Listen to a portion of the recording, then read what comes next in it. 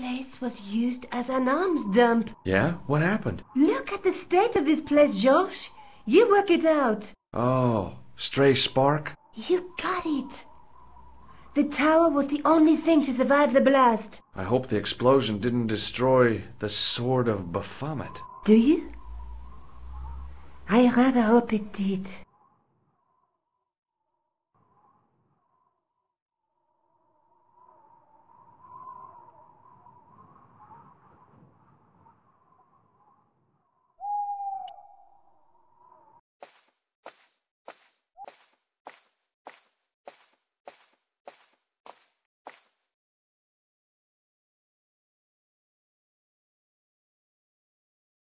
Nico? Uh-huh. What are you doing? Committing this inscription to memory. Can you read it? No.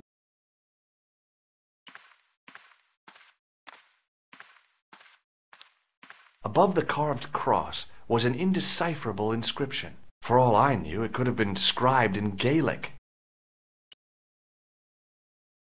I tried pushing the panel, but wasn't surprised when it failed to move.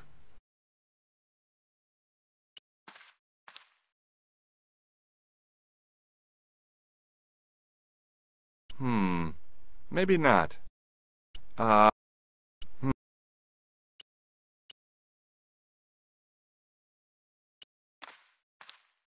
handle turned easily, and the larger wheel began to revolve. Damn! Then the handle came off in my hand. Now that the handle was gone, it was easy to remove the cog and spindle. It was the handle from the church tower's winding mechanism. It had cog teeth mounted near its base. The cog was mounted on a short, slim spindle.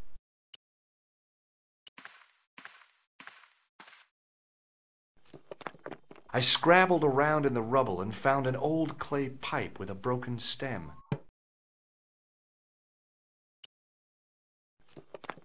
Under one of the stones, I found a metal coin which was green with age. It was caked with soil, but what I'd found was a small cog and spindle. With mounting excitement, I felt something between my fingers. It was short, hard, and black. Something I hadn't expected to find here. It was a plastic pen top. I didn't find anything. The pipe could have been anything from 50 to several hundred years old. It was an old coin. The cog was one of those objects I wished I hadn't carried in my pocket. It was a black plastic pen top.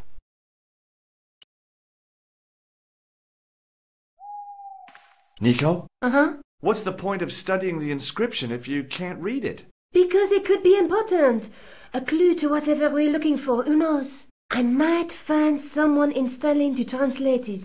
We don't have time to go looking for a linguist. No? At least I am doing something positive.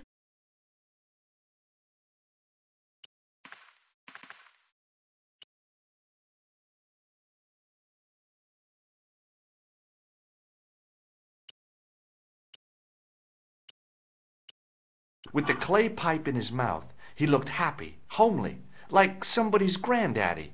What do you think you're doing, Josh? I wondered if there was a secret mechanism in the demon's mouth. Maybe you should show a little more respect. For a mythical medieval demon? Give me a break. Okay. Go right ahead. Meddle with forces you don't understand. Incur the demon's wrath and burn in hell. Just see if I care.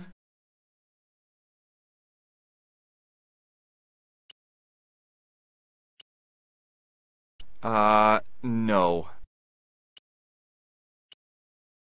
Trying to fit the handle up the demon's nose would have taken all day.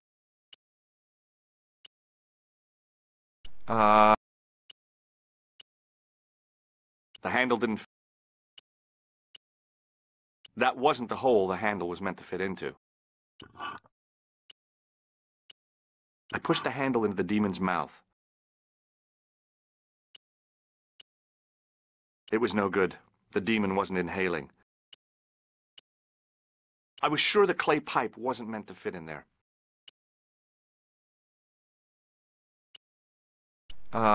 No. The cog slipped neatly into the eye socket. With a rasp of metal on stone, I eased the second eye into place. The cogs all meshed. It began to turn.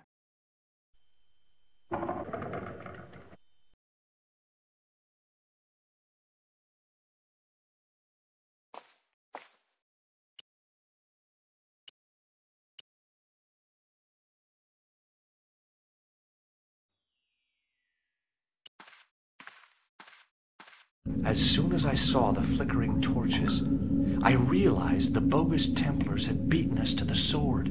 But where were they now? And why was it so quiet? It looks like the Templars got here first. We might not be too late. There's still a chance. I wish I had your optimism. So do I, George. Sometimes you're so negative.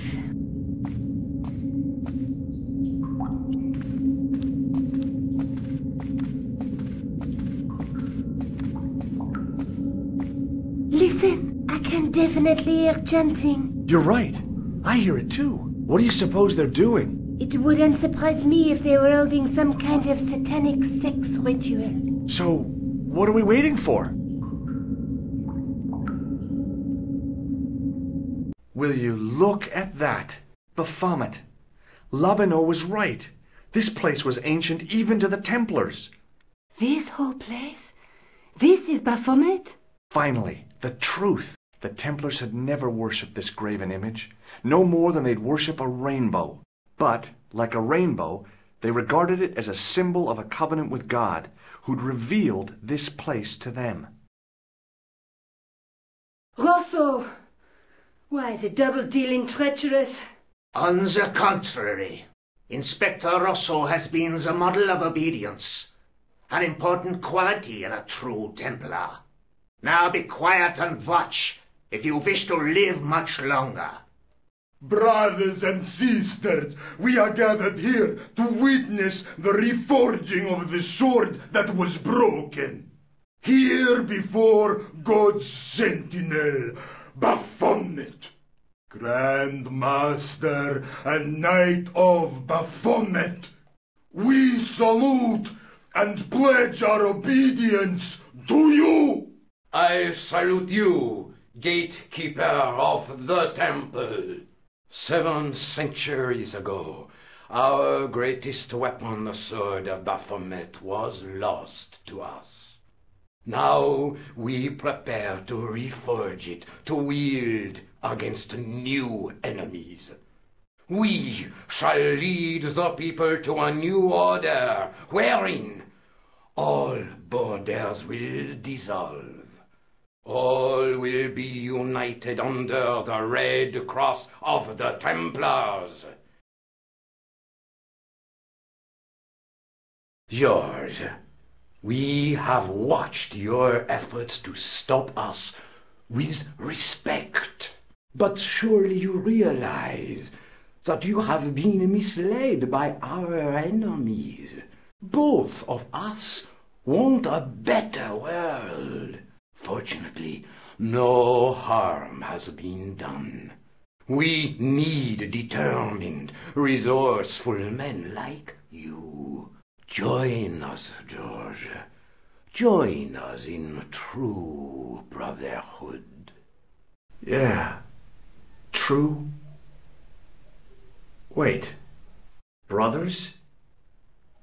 What about Marquet? What about Pegram and Klausner? You didn't look on them as brothers, only as failures. 3 men dead, and you don't give a damn. George, you know that sacrifices are necessary. Every great undertaking.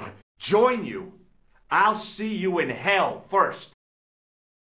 Ah, George, I had great hopes for you. C'est la guerre. Eklund, kill him.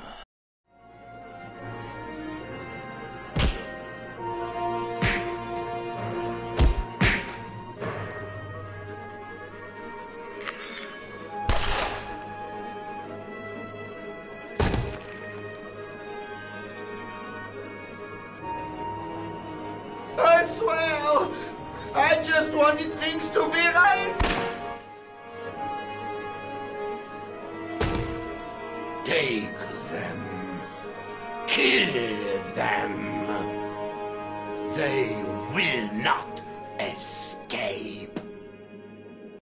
Well, well. If it isn't the great detective and his beautiful assistant, it's going to be a pleasure killing the pair of you. George, what are we going to do?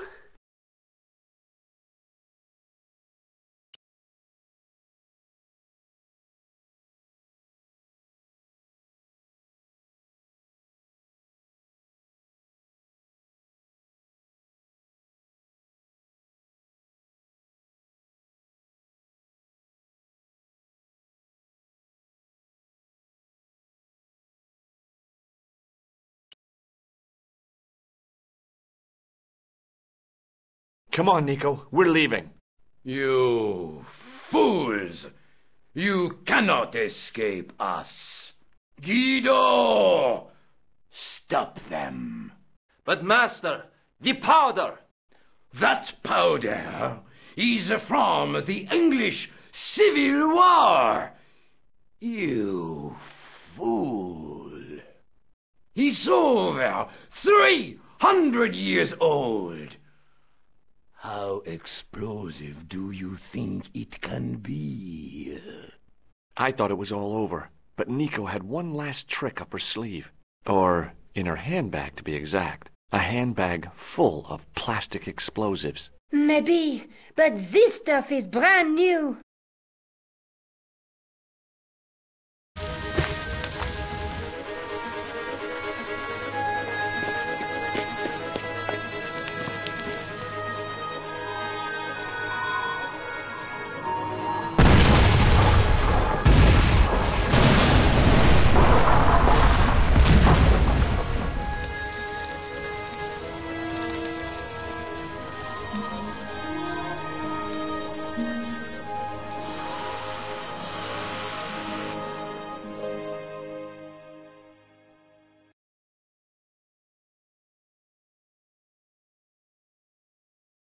We didn't stay long in Scotland.